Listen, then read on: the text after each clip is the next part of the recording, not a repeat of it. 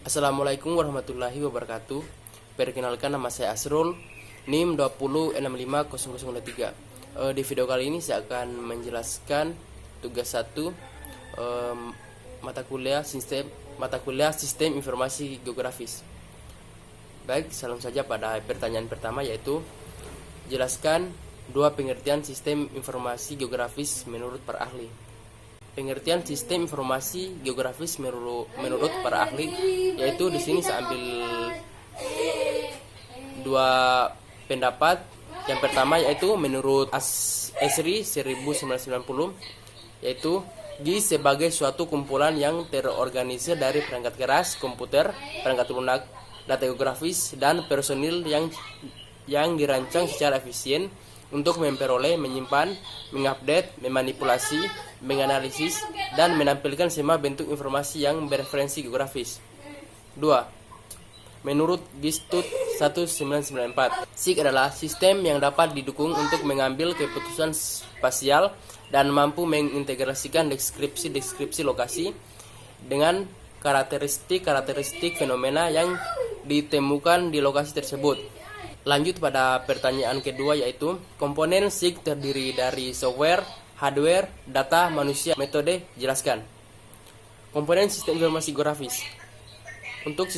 Untuk komponen sistem informasi geografis ada perangkat lunak atau software, yaitu perangkat lunak digunakan untuk melakukan proses menyimpan, menganalisa, memvisualkan data-data baik data spasial maupun non spasial. Perangkat lunak yang harus terdapat dalam komponen software SIG adalah 1. Aplikasi untuk memasukkan dan memanipulasi data SIG.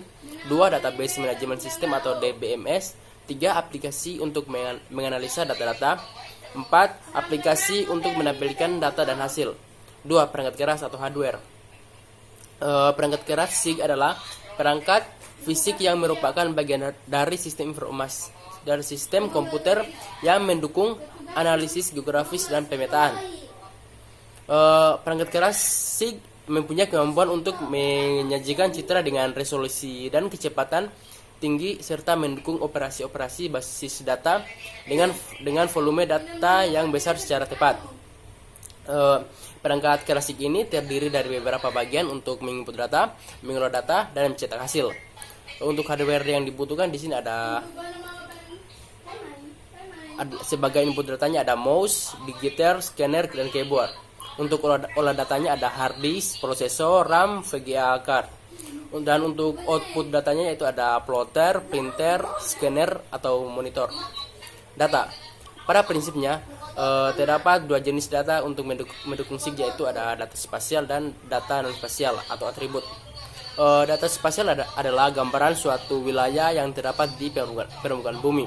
Sedangkan data non spasial adalah data yang berbentuk tabel, di mana tabel tersebut berisi informasi yang dimiliki oleh objek dalam data spasial. Selanjutnya adalah manusia. Manusia merupakan inti elemen dari SIG karena manusia adalah perancang dan pengguna dari SIG. Pengguna SIG mempunyai tingkatan seperti sistem informasi lainnya. 5. Metode layer atau overlayer digunakan dalam SIG akan berbeda untuk setiap permasalahannya. SIG yang baik tergantung pada aspek desain dan aspek realnya. Soal yang ketiga, yaitu jelaskan dengan singkat apa yang dimaksud dengan metode layers. Metode layer dalam SIG adalah lapisan peta yang berisikan berbagai informasi. Informasi dalam suatu layar dapat berupa titik, garis, atau poligon. Informasi yang terkandung dalam beberapa layar peta pada wilayah yang sama dapat digabungkan dengan analisis overlay.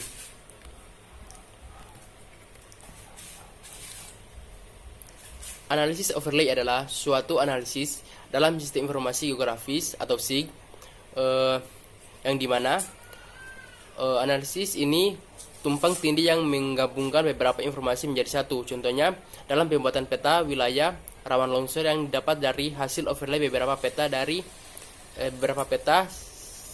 seperti peta kemiringan lereng, peta curah hujan, dan peta penggunaan lahan. Lanjut pada pertanyaan berikutnya, yaitu jelaskan subsistem dalam SIG. Subsistem yang terdapat di SIG terbagi beberapa bagian, yaitu ada data input, data output, data manajemen, data manipulasi, dan analisis. Yang pertama, data input. Data input berfungsi untuk mengumpulkan, mempersiapkan, dan menyimpan data spasial dan atributnya dari berbagai sumber. Sedangkan data output yaitu data yang bertugas untuk menampilkan atau menghasilkan keluaran termasuk mengekspor ke dalam format yang dikehendaki. Data manajemen yaitu data yang dapat mengorganisasikan baik data spasial maupun tabel-tabel atribut terkait ke dalam sebuah sistem basis data sehingga mudah digunakan kembali atau di retrieve, diupdate, dan diedit. Selanjutnya, data manipulasi dan analisis. Data manipulasi dan analisis ini menentukan informasi yang dapat dihasilkan oleh SIG. Selain itu, subsistem ini juga melakukan manipulasi dan pemodelan data untuk menghasilkan informasi diharapkan sesuai dengan kebutuhan, misalnya peta tematik. Soal selanjutnya yaitu jelaskan manfaat SIG dalam manajemen tata guna lahan.